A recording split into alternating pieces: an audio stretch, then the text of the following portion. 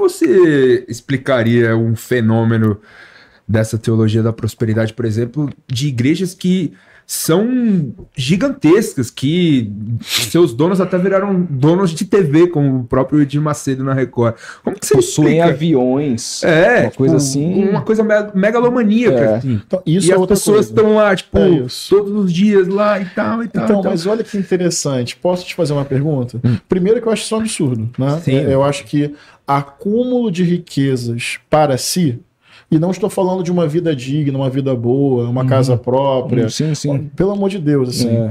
Tô falando assim, sei lá, botar bilhão aí no bolso, sabe? Sim. Aquela riqueza aviltante. Eu queria poder dizer com muita tranquilidade, isso contradiz o evangelho. O evangelho cria quase que um impedimento ético de você superabundar para si diante de uma miséria ao seu redor.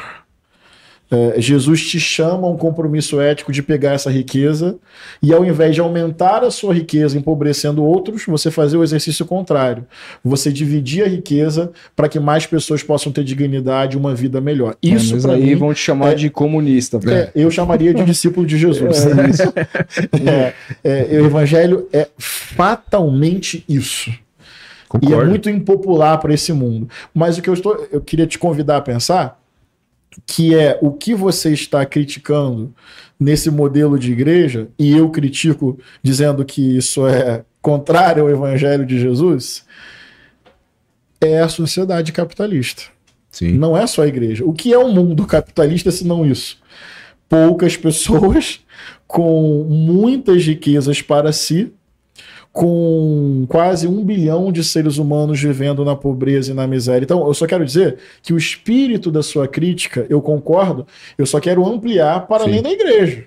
Porque não é só pastor rico diante de fiel pobre, é patrão rico diante de empregado pobre. É o capitalismo. Explorando esse empregado. E a riqueza construída a partir da força de trabalho desse empregado. Então, e a do pastor é construída através da teologia da prosperidade. Venha, dá seu dinheiro que Jesus vai te dar de volta. Para mim é isso. A teologia da prosperidade é a versão religiosa do capitalismo. Então eu critico a teologia da prosperidade e, por consequência, eu critico o capitalismo. Há uns que vão dizer, bom, pelo menos esses bilionários aí estão gerando emprego, estão pagando seus impostos e tudo mais. E enquanto a igreja não paga imposto, etc. O que o senhor pensa com relação a impostos sobre igrejas, independentemente da denominação? Legal. Essa crítica é uma crítica boa, tá? Como você falou aí, eu fiquei pensando assim, é verdade, tem essa diferença mesmo. Embora, e a diferença talvez em pagar imposto. Porque e aí também tem uma outra camada. No sistema tributário brasileiro, os super ricos pagam proporcionalmente pouco. Menos. Com certeza. E ainda jogam no rentismo, que é especulação, onde paga menos ainda do que se colocasse em produção para gerar produto e emprego. Isso é muito importante de ser dito. Você é incentivado a ganhar dinheiro com dinheiro, sem gerar cadeia produtiva, emprego e renda. Bem, é uma doideira isso. Tá. Aí, sobre isenção de imposto. Não, veja, deixa eu dar essa frase completa. Isenção de imposto para expressões religiosas, entendeu? Plural. Que, por definição, não teriam ou não deveriam ter fim lucrativo, eu sou a favor. Isso é diferente do que acontece em muitos lugares. Que aí tem que ter coragem, força política para enfrentar, denunciar e desmascarar. Mas a ideia constitucional de você não taxar expressão religiosa, seja qual for, me parece democrática.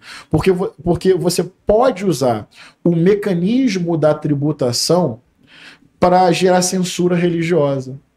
Para você impedir o funcionamento de uma comunidade.